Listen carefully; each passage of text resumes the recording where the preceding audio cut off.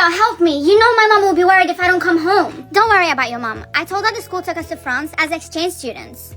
And that they confiscated your phone so that she can't call you. Impossible. My mom would never believe that. Of course she would. And she did. She would never doubt your childhood friend. Right, Leah? What? We're gonna leave now. Because I'm feeling nice, I'll leave you some food and drinks. But it's only gonna be enough for a couple of months. You're just gonna leave me alone? Yeah, and good luck trying to run away. Access in and out of this tower can only be made by a helicopter. Bye! I hope the next time I see you as a corpse.